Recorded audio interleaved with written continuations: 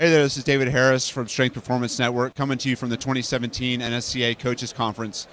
We have an opportunity to sit down with Hewitt Tomlin of Teambuildr, one of our partners. Thanks again for your support, Hewitt. Appreciate it. Everything that Teambuildr does. We've Hewitt and Teambuildr were really on the forefront of bringing technology into the strength and conditioning space. And they've done a lot to try and advance how strength and conditioning coaches bring their profession to the athlete. And Hewitt, as we were walking around the event today, you can see kind of the continuation and evolution of where technology is going in this space. I know when we talked before we got on, we wanted to spend a little bit of time kind of getting your perspective on what's happening in the industry from a technology standpoint, and really what your vision is for Teambuildr in that space. Can you talk a little bit about that? Yeah, absolutely. And first, let me say thank you to you, David, and Brian, and Strength Performance Network. Certainly a proud partner of ours, and we're happy to collaborate on things like this. So thank you for doing that. First, let me premise this question by saying that looking around here, there are a lot of fantastic, novel technologies, which is really exciting. There's a lot of stuff that a couple of years ago I didn't really think would be around, and it is. That's really good, and I think it's really good for everyone to kind of think about these things and how they're going to play a role for strength coaches here in the near future. At the same time, technology has a responsibility to be more than just novel and really cutting edge. It actually has to serve a practical purpose. And that brings us back to who the audience is. We have to keep in mind that while we build great new technologies, that we should always be doing it in lockstep with the strength coaches who are using them. A strength coach as a professional is a very different type of coach. They wear many hats, they play a lot of roles, but more importantly, I'd say the majority of strength coaches would agree that they are served with a lot of work and not a lot of time and resources to accomplish it. So if technology starts becoming time intensive, then it obviously doesn't become efficient for them to use it.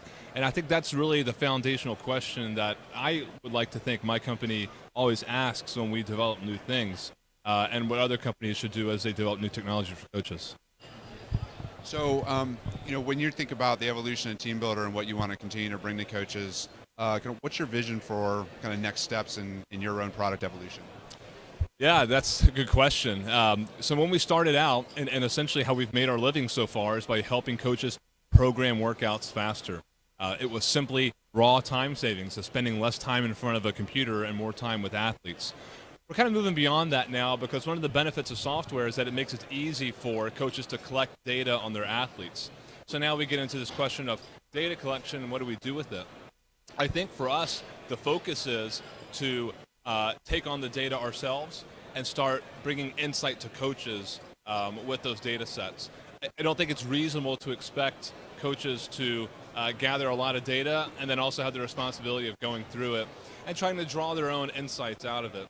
I think it's really on us as a software company to collect data and then also analyze that data and then give coaches specific notification when they need to have something drawn to their attention. For example, sports science is a really big component of strength and conditioning, becoming increasingly important.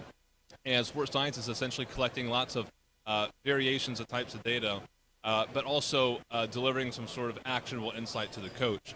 Well, I think here at Teambuildr, we're going to start heading in the direction of taking sports science data and performance metrics, traditional sets, reps, and weight, and combining it to start reaching out to coaches when they have something to look out for. If your athlete didn't sleep that well, and Teambuildr can detect that, it'd be really helpful if we told the strength coach right away, as opposed to having a strength coach run a report and maybe look player by player to find that his or herself.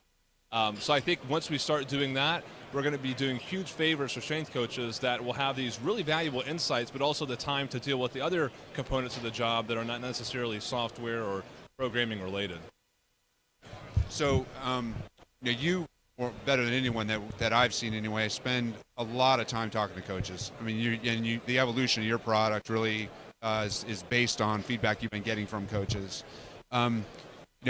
As you've been spending more and more time with them, you mentioned the idea of sports science and kind of that's the growing level of importance of that in strength and conditioning. Are you seeing the coaches, originally who just wanted an easier way perhaps to execute their strength programs, now looking for more of that data to better understand how the athletes are performing? Yeah, I think, well, if you were to survey every coach in here about sports science, you'd have some people who'd probably tell you it's the next best thing. You'd probably have some coaches that tell you it's a phase that's going to end. I don't think it's either of those two things. I think it's just a really critical component of a much larger picture. And I think in order to do sports science correctly, I think it's important to realize that your situation as a strength coach is different from every other situation. Again, we have 700 clients, and the two are the same. Generally speaking, they might have some similarities in their situations, but culture is different. Athletes are different, administration, all these different factors, and that's going to mean that what sports science looks like for one coach is different for another. So I think as an industry, it's probably important to understand what the principles are of sports science. What are the questions that we want to ask, and what are the results that we want to get. I think it's really going to evolve around athletes and the time away from the weight room. I think when a strength coach is person to person with an athlete, seeing the athlete human to human is a really strong interaction. Technology can't replace that. But when an athlete leaves and they go about their lives and they're recovering and they're doing things behaviorally outside of the weight room in the facility, how can we optimize that so that they come back a better athlete even when I'm not with them? I think wearables, technology, a lot of these things that are happening now will certainly help in that regard. That's where I think sports science will have the biggest role. Are you getting any sense in your conversations with coaches of the expectation of the use of technology for the athletes themselves?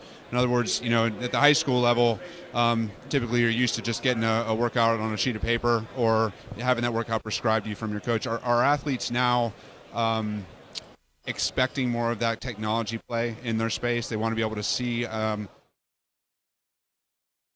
an online solution like yours? Yeah, I do. I think one thing that a lot of coaches have in common is this understanding that the generation today is different. It's a different kind of athlete. And just to be clear, my personal belief is that athletes today are not less motivated or more motivated than other generations. I think they're just motivated differently.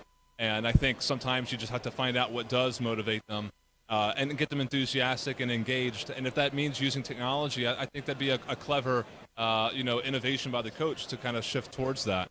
I think the athlete is ready to take on technology, more of a technological role. Culture is always more important than technology.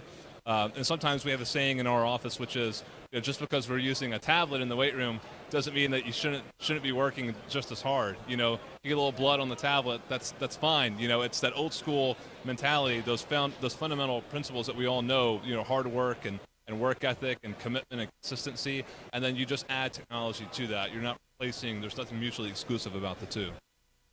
Are you still finding barriers to entry with regard to pushing your technology in the space, in terms of the willingness to adopt technology and the use in the space? And I got to imagine probably a little bit, but are you seeing those barriers come down a bit?